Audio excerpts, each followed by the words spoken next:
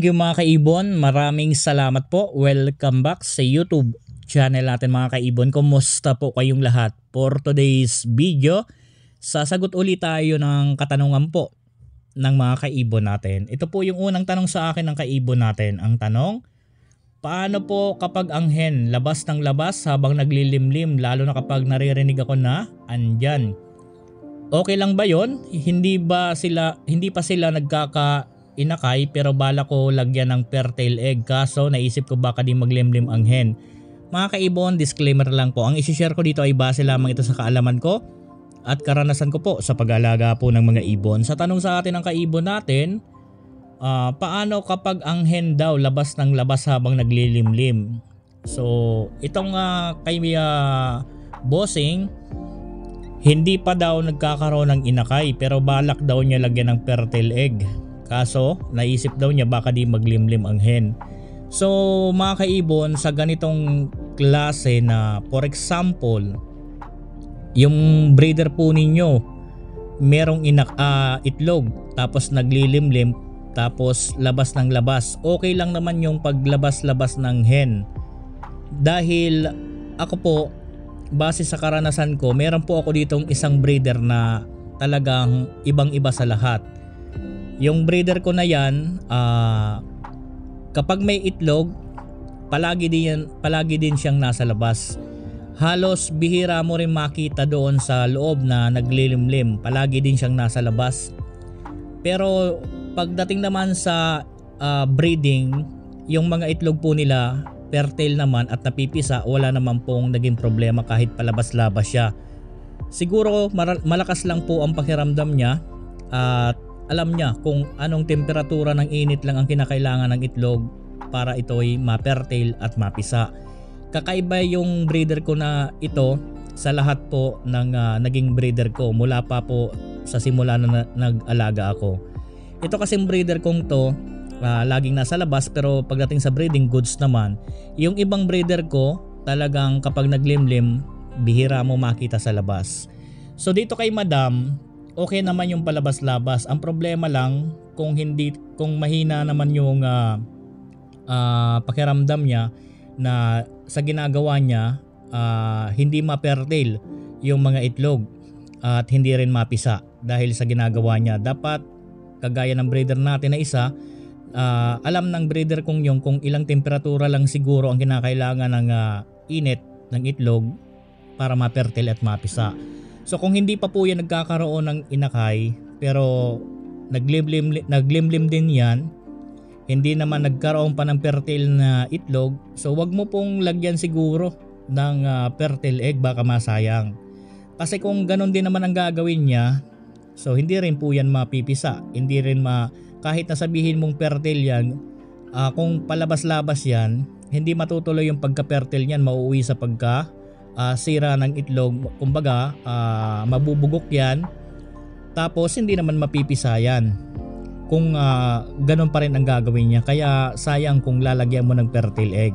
Mas maganda kung halimbawa magkaroon na yan ng inakay at nakakapagpa-fertile na yan ng itlog, nakakapagpapisa ng itlog, doon siguro maganda lagyan ng mga fertile egg.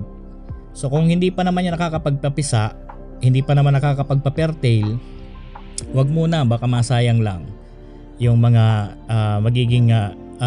yung mga ilalagay mo na itlog. Pero kung nakapagpa-fertile na yan at nakapagpapisa, pwede yan, wala pong problema. Kasi baka po ganyan po ang maging behavior niyan, kahit may itlog iniiwan. Hindi naman naglilimlim dahil nasa labas. Meron pong mga ganyan na breeder, nangingitlog lang pero hindi naglilimlim. Meron naman mga breeder na nangingitlog, naglilimlim, hindi naman pinipisa talaga. So dapat obserbahan mong mabuti kung alin dito sa mga nabanggit natin. At para sa akin, mapapayo ko, wag mo pong lagyan ng fertile egg, baka masayang kung hindi pa naman po yan nakapag-fertile or nagkapapisa ng itlog. So yan po yung una na tanong sa atin. Pangalawang katanungan, good PM sir, posible po ba na ang ino at pale palo magsama sa isang ibon? Di po ba dapat both parent dapat may dugo sila na ganon mutation? May inakay po kasi ako ngayon, isang green pale at isa pong tingin ko Lutino. Wala po kasing rampa saka dilaw po yung buntot. Salamat po. So dapat dito alamin mo muna kung talagang ang breeder mo ay may dugong ino at mayroong dugong pale. Kasi pwede po magsama yung dalawang yan. For example, green opaline, split ino, split pale. Pwede po yan magsama. Kapag po back to back ang parisan ninyong ganyan, pwede po yan mag-anak ng pale follow at pwede po yan mag-anak ng ino. Pero doon sa karanasan ko sa parisang ganito, na i-vlog ko na rin po ang ganito, yung parisan ko na ganito na nabili sa akin, ang inanak noon, unang labas, pale, pangalawang clutch, ino naman. So alternate, pale, sunod, ino. So hindi nagsasama sa isang pisaan. So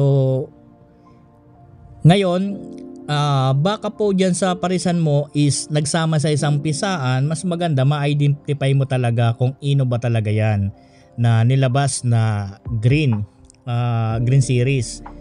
Kung halimbawa yan pong nilabas na sinasabi mo ay Lutino, mas maganda ma-identify mo ng maayos. Baka kasi green pale yan na light form. Pag light form kasi akala mo is Lutino na ang mukha niya at ang kulay niya. Pero tingnan nyo po mabuti yung buntot kasi magkakaroon pa rin po yan ng medyo dark sa part ng buntot. So yan po. Panghuling tanong sa atin mga kaibon, ito ay tanong lang sir, ang hen ba ang madalas sa cage? So ito nakailang comment kasi si sir na parang napansin ko, kaya po binalak nating sagutin to. So baka ang gusto niyang sabihin ay nasa nest box. So madali, yung hen kasi kapag malapit na yan magkaroon ng itlog or kaya naman nesting na, palagi po yan nasa loob ng nest box. Halos dyan na yan po nagtatambay, gumagawa po ng pugad. Pagkatapos kung malapit na po yan mangitlog, hindi na po talaga yan paggalagala, palagi na po yan nandyan sa loob. Kaya po minsan mapapansin mo ang palaging nasa labas yung cock, yung lalaki. Nandiyan kasi yan palagi sa labas at nagbabantay po yan sa hen, lalo na po kung malapit na yan mangitlog. At pagdating naman sa paggawa ng nesting, halos hindi rin yan nakikialam. Hen lang mang madalas dyan na nasa loob. Kumbaga kanya lang yung nest box lang yun. Dyan siya maggagawa ng pugad at kapag malapit ng mangitlog, nandyan rin nakatambayan at nag-aantay na lang na lumabas yung itlog. Kaya po minsan mapapansin nyo madalas na nasa labas ang cock, minsan silipin po ninyo ang nest box. Kapag po palagi nang nasa labas ang cock, mag-isa na lang siya dyan, silipin nyo ang nest box, baka po meron ng itlog para po alam ninyo na nangingitlog po ang hen. So yan siguro ang gustong ipahiwatig sa atin ng kaibon natin, na madalas nasa cage daw. Baka ang ibig sabihin niya nito nest box. So halimbawa naman mga kaibon, itong tanong ni sir is ganito nga, na madalas na nasa labas, madalas sa cage ang hen. So hindi po. Ang madalas po sa cage na nandyan sa cage yung cock. Lalo kung merong nest box yan, madalas pong nasa loob ng nest box ang hen. So pag nasa labas palagi, talagang cock po yan. Talagang yan ang number one din na behavior ng cock, lalo kung nasa breeding stage na. Palagi po yan nasa labas, ang hen po ang nasa loob. So yun po. Doon sa mga kaibon natin, hanggang dito muna. Abangan nyo po yung susunod nating video bukas. Yan po ang magandang topic na pag-uusapan natin. Maraming salamat po. Sana sa mga kaibon natin na nagtanong, sana nasagot ko ng maayos. Happy birthday po sa ating lahat. God bless po sa ating lahat mga kaibon. Thank you po.